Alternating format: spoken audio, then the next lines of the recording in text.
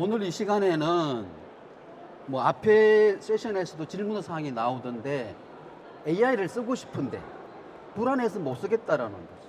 또는 뭐 M365를 뭐 망분리된 환경 등에서 쓰고 싶은데 뭐 어떻게 써야 될지를 모르겠다. 보안이 항상 문제가 되기 때문에 편리한 건 알겠는데 코파일럿이라든지 이런 것들이 굉장히 편리해지고 좋은 건 알겠는데 어떻게 보안을 강화하면서 사용할 것인가에 대해서 설명을 좀 드려보겠습니다. 뭐 앞에서도 많은 분들이 설명하셨지만은 최근에 IT 트렌드가 급격하게 변화를 하고 있습니다. 그 중에 하나가 이제 뭐 사스. 요즘 사스 굉장히 많이 쓰죠. 이제 뭐 사스 서비스를 쓰는 것은 거의 일반화됐다라고 볼 수가 있습니다. 두 번째는 뭐 요즘 많이 나오는 이제 생성형 AI가 드디어 업무에 본격적으로 쓰게 됐다라는 거죠. 사실 2년 전, 3년 전에 챗GPT가 나왔을 때도 약간 이거 남의 일인가? 그랬지만은 올 4월 달에 코파일럿이 나오면서부터는 이제 생성형 AI도 드디어 나와 관계가 되는 업무에 직접 생산성 확산에 직접 쓰이게 된다는 거죠. 그러다 보니 이제 또 각종 컴플라이언스들은 점점 더 강화되고 있습니다. 생성형 AI를 쓸 때 주의해야 될 점, 사스를 쓸 때 주의해야 될 점. 그리고 이제 최근에 또 그 건보원하고 국정원에서 망분리 체제를 변화시키겠다라고 이미 공표를 했습니다. 뒤에서 상세하게 설명을 드릴 건데요. 결국은 이제 이런 거에 따라서 이제 앞으로는 정보 등급에 따라서 보안을 관리할 필요가 있다. 한마디로 MLS 대응이 필요하다라는 거죠. 이것이 이제 보안 트렌드입니다. 제가 마이크로소프트 웨비나에서 자료를 좀 가져와 봤는데요. AI와 연관된 위협이 뭐냐라고 마이크로소프트가 이제 전 세계인을 대상으로 설문조사를 했는데 그 중에 하나가 뭐냐면 기업의 비즈니스 데이터가 유출될 것 같다, 우려된다 이런 것들이 있는 거고요. 하지만 두 번째는 또 뭐냐면 AI에 학습시키는 데이터, 공유되는 데이터를 보호하기에는 굉장히 부족하다. 지금 현재 기술로서는 AI에 공유되는 데이터를 보호하기에는 부족하다라는 거예요.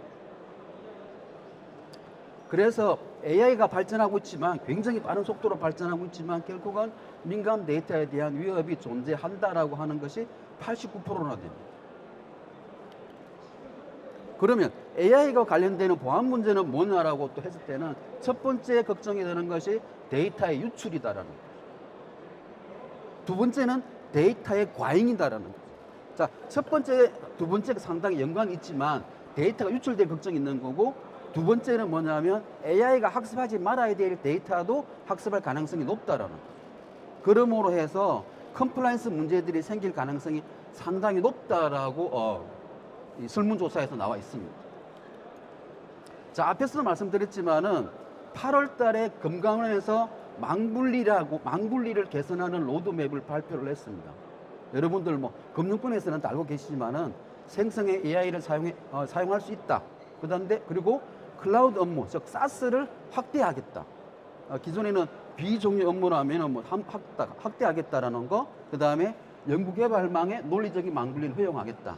자율보안 체계로 전환하겠다라는 거. 또 9월 달에 국정원에서 MLS 로드맵을 발표했습니다. 그리고 내일 오전 세션에 국정원에서 또 로드맵을 발표한대요. 어떤 내용이 들어갈지는 모르겠지만 아마 다음 내용이 나오겠죠. 그래서 국정원에서도 뭐 다층 보안 체계를 도입하겠다. 뭐 이런 것들에 대한 이야기들이 계속 나오고 있습니다. 벌써 시작이 된 거죠. 자, 먼저 금융 분야 망분리 개선 로드맵을 보면은 첫 번째는 생성형 AI를 허용하겠다. 규제 샌드박스를 통해서 생성형 AI를 허용을 하겠다라는 거고요. 근데 그 생성형 AI에 학습시키는 데이터 또는 프롬프트는 가명 정보여야 한다라는 거고요. 두 번째는 클라우드 이용을 확대를 하겠다. 역시 규제 샌드박스를 통한다라는 거고. 기존에는 그 비중요 업무만 뭐 사스를 쓸 수 있다고 그랬는데 이제는 보안이라든지 CRM이라든지 RPA라든지 이런 모든 것들에 대해서 사스를 쓸 수 있다라고 허용을 했습니다. 그리고 세 번째가 뭐냐면 연구개발 망분리였는데요. 연구개발 망분리는 사실 기존에 작년 12월인가 나왔었어요. 근데 그때는 물리적인 망분리였어요. 그래서 비용이 많이 들어갔는데 이제는 논리적인 망분리로 허용하겠다라는 거고요. 그 다음에 2단계, 3단계, 2단계 내년도에는 이런 것들을 정례화하고 제도화하겠다라는 거고 결국은 디지털 금융보안법이라는 법을 만들어서 허용하겠다라는 게 금융보안원의 금융감독원의 발표 내용입니다. 그리고 말씀드린 것처럼 9월 12일 날 국정원에서 여기 코엑스 자리에서 발표를 했어요. 주요 내용은 뭐냐면 다층 보안 체계, 멀티레벨 시큐리티라는 MLS 체계를 도입을 하겠다라는 거고요. 그래서 지금 가지고 있는 국가정보보안 지침이라는 게 있는데 국가정보보안 지침 40조 41조에 40조에 망분리를 하라, 41조에 사스를 쓸 때 뭐 국내에 있는 사스만 쓰라 이런 것들이 들어있었는데 이런 것들을 다 바꾸겠다라는 거죠. 그리고 다층 보안 체계 중에서도 세 개의 보안 체계, 기밀 영역, 민감 영역, 공개 영역 이렇게 세 가지 영역으로 나눠서 관리를 하겠다라는 거예요. 그래서 내년 상반기에 법을 이렇게 바꾸고 본격적으로 도입을 시작을 해서 2026년도에는 다층 보안 체계로의 전환을 완료하겠다라는 게 국정원이 발표한 내용들입니다. 그리고 이제 말씀드린 것처럼 국가정보보안 지침이라는 거에 대해서 40조를 아예 폐지하겠다고 이야기를 했어요. 더 이상 망분리라는 이야기를 안 하겠다라는 거죠. 그러면 이러한 환경에서 우리가 어떻게 앞으로 개설을 해야 되냐라는 거죠. 자, 금융보안원에서 발표한 내용들을 좀 구체적으로 보겠습니다. 금융보안원에서는 생성의 AI를 쓸 때 이런 보안 대책을 써야 된다라고 발표를 했습니다. 그래서 생성형 AI를 쓸 때 공통적으로 가져야 되는 보안 대책은 뭐냐면 첫 번째가 적대적 공격 방지입니다. 그러니까 적대적 공격 방지가 잘 뭐 이해가 안 될 텐데요. AI에게 잘못된 데이터를 학습을 시키는 겁니다. 예를 들자면은 이런 것이 가능할지 모르겠지만 뭐 김정은은 좋은 사람이야, 좋은 사람이야, 좋은 사람이야, 좋은 사람이야. 김정은은 북한의 뭐죠? 주석이야. 북한은 좋은 나라야, 나쁜 나라야. 뭐 이런 식의 질문을 엉뚱하게 대답할 수 있도록 데이터를 잘못 학습시키는 그런 공격을 방지하라는 거고요. 두 번째는 강건성을 가지게 해야 된다라는 거죠. 강건성을 확보할 수 있는 보안 대책을 만들어야 된다라는 거고, 그 다음에 세 번째는 중요한 정보, 뭐 신용 정보나 개인 정보가 생성형 AI 학습돼서는 안 된다라는 거죠. 마찬가지로 생성형 AI 보안 모델 대책의 개별 대책도 마찬가지입니다. 데이터 유본질을 막아야 된다라는 게 핵심이죠. 그 다음에 건보원에서 발표한 내부망에서의 사스 이용을 할 때 보안 대책을 한번 보도록 하겠습니다. 첫 번째가 단말기 보안 대책을 수립해야 된다는 거예요. 두 번째가 뭐냐면 모바일, 이번에 모바일이 허용이 됐는데 모바일에 특화된 보안 대책을 마련해야 된다는 거예요. 지금 여기 허리에서 잘 안 보이는데요. 이 모바일에 특화된 보안 대책을 다 지키려고 하면은 모바일을 쓸 수가 없습니다. 그러니까 모바일은 써도 돼. 단 이거 다 지켜야 돼. 이 말은 뭐냐면 결국은 모바일을 쓸 수 있는 방법이 없습니다. 회사에서 모바일 기기를 직원들한테 나눠주지 않는 이상 직원들이 가지고 있는 개인 모바일 기기는 쓸 수 있는 방법은 영원히 없습니다. 그리고 또 보면 이제 사스 연계 보안 대책에 보면은 뭐 안전한 인증 방식, 그죠? 특히 거기에 보면 아이디별로 접근 가능한 단말기를 지정해야 된다라는 거죠. 이게 굉장히 어렵다라는 거죠. PC별로 접속할 수 있는 사스가 있고 그 PC에서는 그 아이디로만 접속해야 된다라. 뭐 이런 내용들. 그 다음에 가맹 처리되지 않는 정보가 올라가는지 안 올라가는지 주기적으로 모니터링 해야 된다라. 그리고 사스 업무가 사내에서 사스가 접속이 돼야 되지만 사외에서는 그 사스에 접속이 되면 안 된다라는. 그러니까 굉장히 사실은 망 개선, 망 분리 허용 다 해놨지만은 굉장히 까다로운 보안 대책을 요구를 하고 있습니다. 지키기가 오히려 어려워. 자, 그 다음에 말씀드린 이제 공공 분야의 MLS의 보안 대책도 보면은 크게 6가지로 나타나요. 첫 번째가 인정에 대한 거, 두 번째가 통제, 데이터, 탐지, 대응, 복구 이런 6개 정도로 나타나고 있는데 특히 보시면 인정, 네트워크를 어떻게 분리하고 어떻게 해야 된다. 그 다음에 영역을 나누어야 되고 CSO 영역으로 나누어야 되고 데이터는 절취나 유출, 삭제, 유변질을 방지해야 되고 그 다음에 보관이나 삭제할 때 보안 기준을 만들어야 되고 탐지, 사이버 공격이나 사이버 침해가 발전하지 않도록 주기적으로 분석하고 해야 된다. 결국은 기존에는 야 망불리만 지키면 내가 사실은 끝이었어요. 근데 이제는 너들이 알아서 해. 자율 보안이야. 근데 이건 다 지켜야 돼. 굉장히 오히려 더 까다로워졌어요.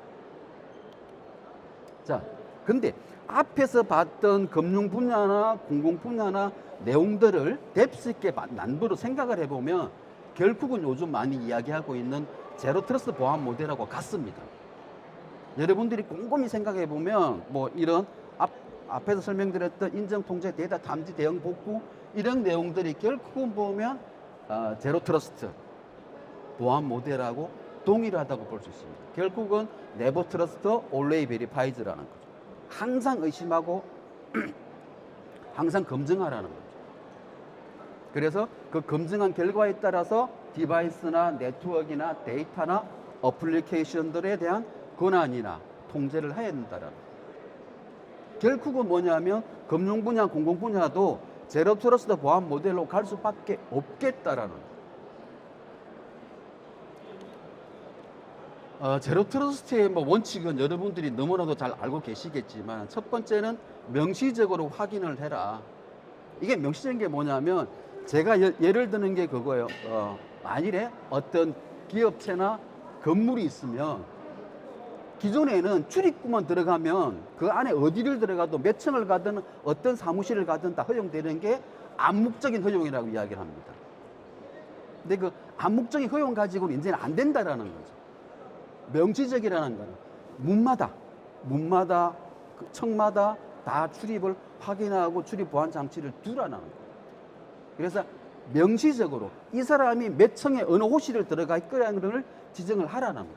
그래서 명시적으로 지정을 하라는 거고요. 두 번째는 최소한 거나 우리는 권한이 너무 많아요. 과거에 경계식 보안을 쓸 때는 그 경계만 통과되면 모든 걸 허용하기 때문에 그런 문제들이 보안 문제들이 많이 발생을 했어요. 그래서 최소한의 권한으로 적용을 하라는 거고 그 다음에 보안 사고를 가정하라는 거예요. 여기도 보면 뒤에 소화기 있어요. 소화기가 뭐 때문에 있습니까? 사고를 대비해서 있는 거잖아요. 그래서 제로 트러스트에서도 사고를 가정을 해서 그 모든 데이터를 감시하고 로깅을 하라는 거예요. 그래서 이 사스를 이제 안전하게 쓰기 위해서 제로 트러스트 보안 모델에 보면 저희 소프트캠이 주장하는 바는 뭐냐면 이러한 제로 트러스트 NIST 800에 207 모델에서 보면 PEP 영역에는 저희는 리모트 브라우저 아이솔레이션 기술을 쓰면 되겠다 라는 거고요. 그 다음에 PDP 영역에는 제로 트러스트 컨디셔널 어댑티브 폴리시 조건부 정책을 적용하면 되겠구나 라는 게 저희들 생각입니다. 그래서 먼저 그 리모트 브라우저에 대해서 좀 설명을 드리면 리모트 브라우저는 본인의 PC에서 브라우징 하는 게 아니고 중간에 있는 격리 서버에서 브라우징을 하고 그 결과를 사용자 PC에게 쏴주는 겁니다. 그러므로 해서 사용자 PC를 보호하는 거고 사용자 PC하고 리모트 격리 서비스 관계는 논리적인 망분리가 되는 거죠. 그리고 사용자가 브라우저를 닫아버리면 컨테이너, 일회용 컨테이너도 같이 삭제가 됩니다. 그리고 여러 명이 사용할 때는 그 인원수만큼의 이 브라우저가 동작을 하기 때문에 옆으로 전파된다든지 오염될 가능성이 전혀 없다라고 말씀을 드릴 수가 있습니다. 자, 그런데 이 리모트 브라우저, 즉 웹 아이솔레이션, 웹 격리의 핵심적인 개념은 뭐냐면 모든 웹의 상호작용을 신뢰하지 않는 환경에서 처리할 수 있어야 된다는 거죠. 그래서 중요한 것은 세그멘테이션과 레이블링이라는 거예요. 근데 자, 그냥 웹 격리면은 화면만 격리되면 무슨 소용이 있냐고요. 우리가 클립보드를 입력한다든지 파일을 업로드, 다운로드를 많이 합니다. 그래서 진정한 웹 아이솔레이션이 되려고 그러면 어플리케이션 세그멘테이션 뿐만이 아니라 데이터 흐름에 대한, 즉 파일에 대한 또는 클립보드에 대한 세그멘테이션도 이루어져야 된다는 거예요.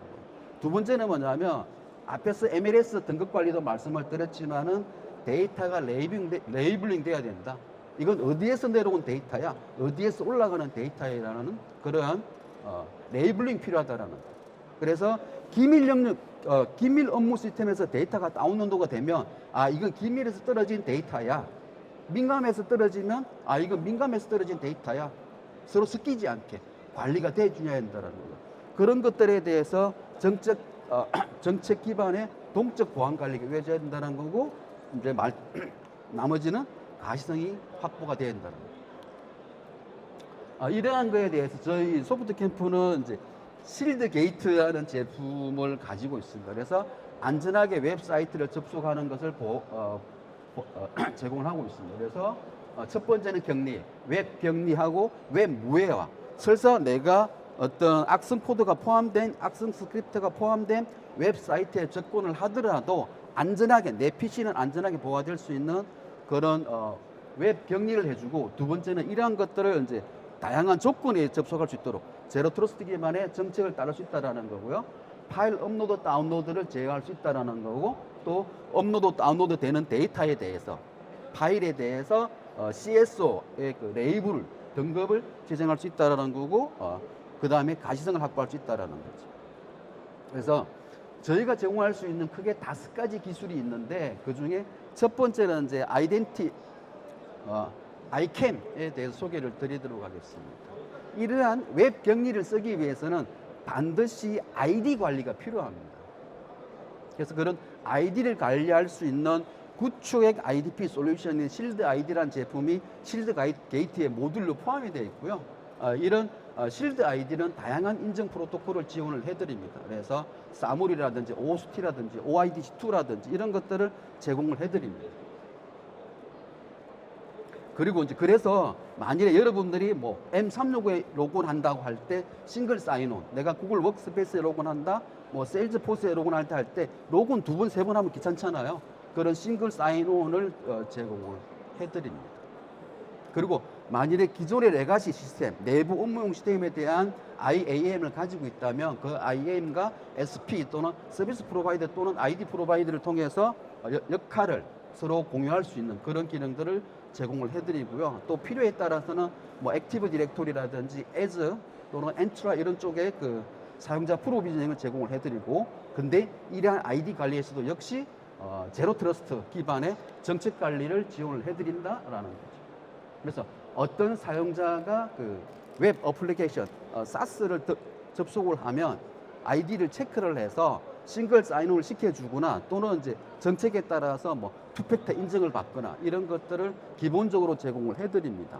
그래서 현재 쓰고 있는 대부분의 클라우드 사스 서비스들은 사물 인증을 제공을 해드립니다. 그렇기 때문에 그 두 번의 인증 없이 한 번 인증으로 싱글 사인온으로 사스를 편리하게 쓸 수 있다라는 거죠. 보시는 화면은 이제 제로 트러스트 기반의 ID를 접속할 때 어떤 뭐 허용하겠다, 차단하겠다, OTP 인증을 받겠다 등등의 기능들을 넣을 수 있는 화면이 되겠습니다.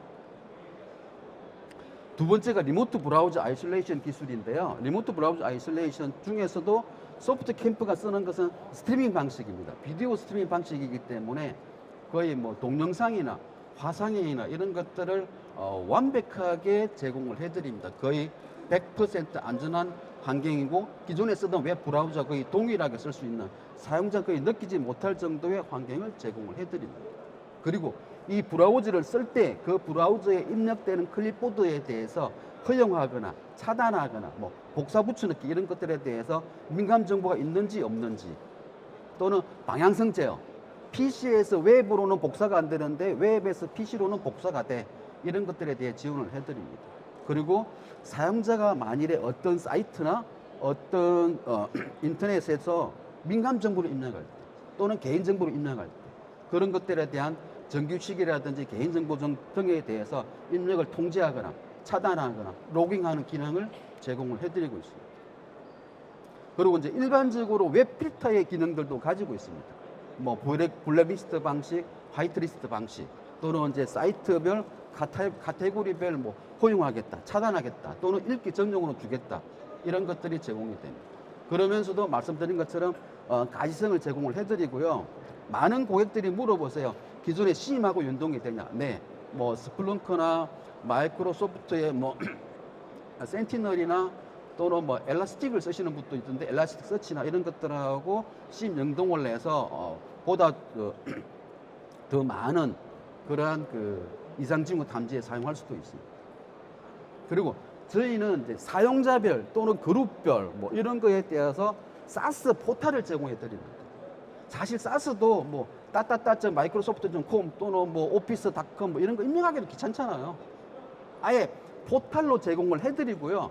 이 포탈에서 말씀드린 것처럼 이미 싼물로 연결이 돼 있어서 싱글 사인이 다 되기 때문에 만일에 저희가 제품이 실드 게이트인데 실드 게이트 최초에 로그인만 하고 나면 포탈 안에서 클릭할 때는 싱글 사인으로 그냥 접속이 됩니다. 다시 한번 로그인할 필요가 없다라는 거죠. 이런 기능들을 제공을 해드리고 있고요. 그 다음에 말씀드렸지만 관리자 입장에서는 이러한 모든 것들 다양한 조건에 따라서 많은 조건에 따라서 어떻게 할 거야라는 것을 적용을 할 수가 있어요. 뭐 그룹별로 또는 뭐 사용자별로 시간별로 접속하는 사이트에 뭐 그다음에 문서 등급에 따라서 그러니까 예를 들어서 아까 앞에서 말씀드린 그 민감 등급의 레이블 문서가 인터넷으로 나간다. 이걸 차단할 수가 있다라는 거죠. 자, 네이버 메일에 뭐 일반 문서는 다 업로드가 되는데 내가 기밀 영역에서 다운로드한 문서야라고 하는 것은 못 올라간다라는 거죠. 그런 기능들이 가능하다라는 거죠. 이 화면은 이제 실제 정책을 적용하는 저희 실드 게이트 화면이고요. 그래서 뭐 어떤 URL, 어떤 카테고리, 어떤 시간에 따라서 정책을 또 뭐 일주일만 쓸 거야, 한 달만 쓸 거야 이런 유효 기간을 걸 수도 있고요. 또 오른쪽에 보시면 키보드를 허용할 거야, 사이트 이동을 허용할 거야 이것도 있습니다. 사이트 이동 허용이 뭐냐면 내가 만일에 네이버를 허용을 했어요. 네이버 검색해서 누르면 다른 사이트로 갈 거잖아요. 그걸 못 가게 막을 수 있는 기능도 들어있다라는 거죠. 그래야지 진정한 제로 트러스트 기반의 보안 관리가 될 수 있기 때문에. 그리고 파일 업로드, 다운로드, 뭐 클립보드 이런 것들이 되고 뭐 화면을 잠근다든지 스크린 마킹을 한다든지 이런 것들이 다 가능하다고 말씀드립니다. 자, 그 다음에 많은 사용자들이 고민하는 게 우리 회사에서 M365 좀 쓰고 싶어요. 나 팀즈 좀 쓸래? 원드라이브 쉐어포인트 쓸래? 근데 보안 담당자가 안 돼요 그래요. 왜요? 우리는 DRM이 걸려 있어서 올려봐야 안 열려요 이야기를 합니다. 저희 소프트 캠프는 원드라이브 이런 팀즈나 쉐어포인트를 쓸 수 있는 M365에 사용할 때 M365에 업로드만 하면 드래그 드롭만 하면은 문서를 자동으로 AIP 마이크로소프트의 문서 보안인 AIP로 바꿔주는 DRM, 실일 DRM이라는 모듈이 탑재가 되어 있습니다. 이거는 뭐 서버도 필요 없어요. 마이크로소프트의 고객사의 애저 테넌트에다가 저희 어플리케이션을 하나를 등록하면 끝나기 때문에 뭐 사내에 서버가 있다든지 방화벽이 있다든지 이런 게 절대 필요가 없습니다.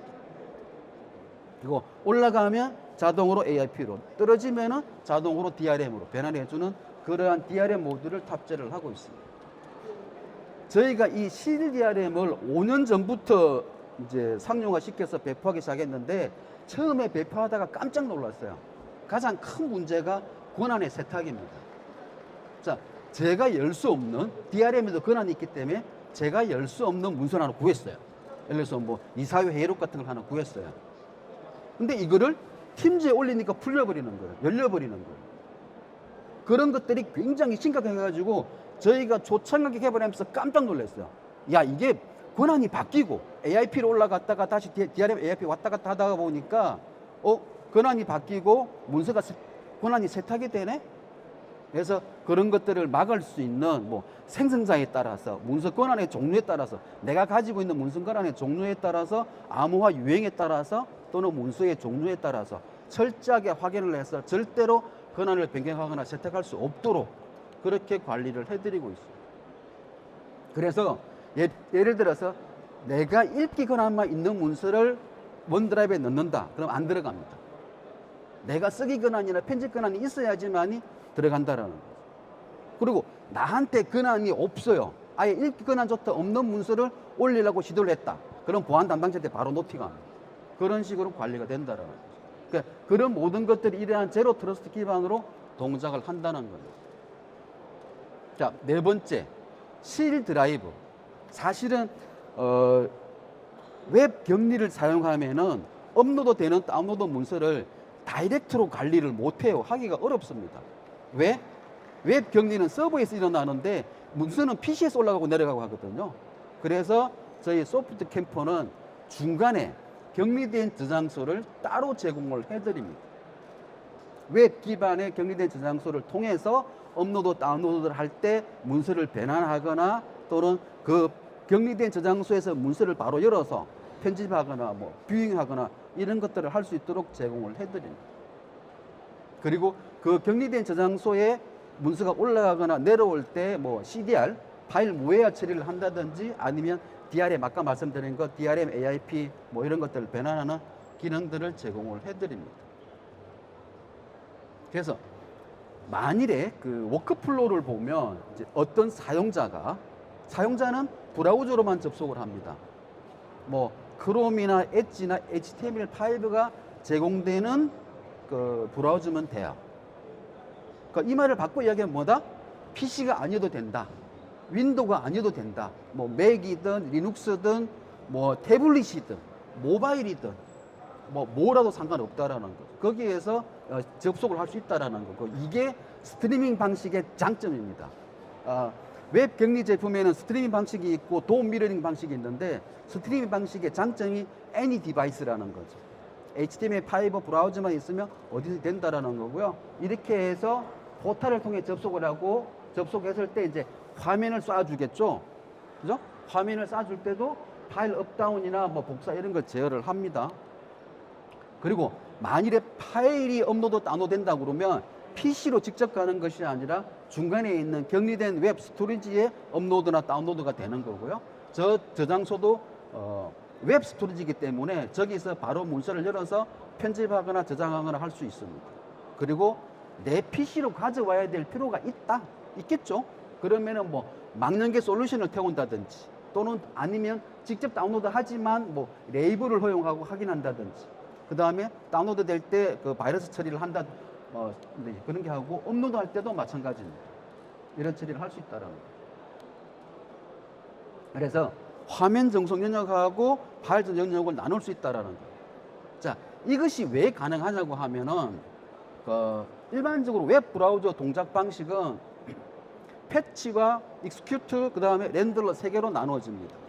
근데 말씀드린 것처럼 스트리밍 방식은 그 세 개가 모두 격리 서버에서 발생시켜요. 그래서 화면을 쏴주는 방식인데 돔 미러링 방식은 익스큐트까지만 서버에서 하고 렌더링은 PC에서 합니다.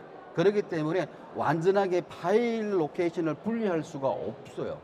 그러한 문제점들이 있습니다. 그리고 이제 말씀드린 것처럼 이제 그 만일에 원드라이브나 쉐어포인트를 쓸 때 그 직접 올리게 되면 아무래도 민감 정보를 통제하기가 어렵습니다. 그래서 저희 실드 드라이브를 통해서 올리도록 허용을 하고 있고요. 이렇게 올릴 경우에는 민감 정보를 검색하거나 레이블을 검색해서 차단하거나 허용할 수 있습니다. 또 원드라이브나 쉐어포인트에 저장되어 있는 문서도 이중 암호화를 시켜서 그 MS나 이런 다른 쪽에서 열어보지 못하도록 오직 고객사에서만 열어볼 수 있도록 그런 기능들을 제공해 주고요. 또 많은 고객사들이 그런 말씀을 하세요. 야, 팀즈는 쓰는데 문서가 원드라이브 쉐어포인트 올라가는 건 안 돼.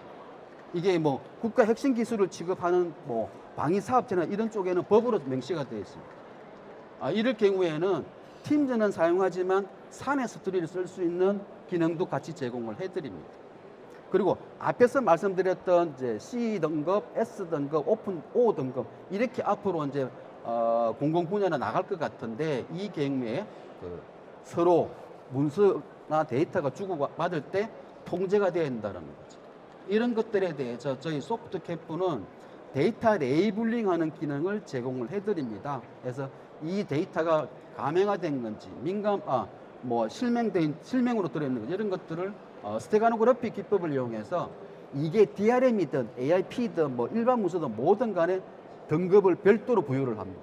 그래서 나중에 확인하고 추적할 수 있도록 그리고 사용자는 볼 수 없도록 문서를 데이터를 은닉시켜 놔서 누군가 찾을 수 없도록 하고 있습니다. 그리고 그런 것들에 대한 이제 기밀 정보야 민감 정보에 하는 레이블을 관리해서 다양하게 뭐 업로드 금지를 시킨다든지 다운로드 금지를 시킨다든지 이런 것들을 할 수 있고 그 다음에 유통 이 문서가 어디서 왔고 어디서 어떻게 바뀌었고 어떻게 처리했다는 그런 것들을 관리할 수 있는 기능들을 제공을 해드립니다.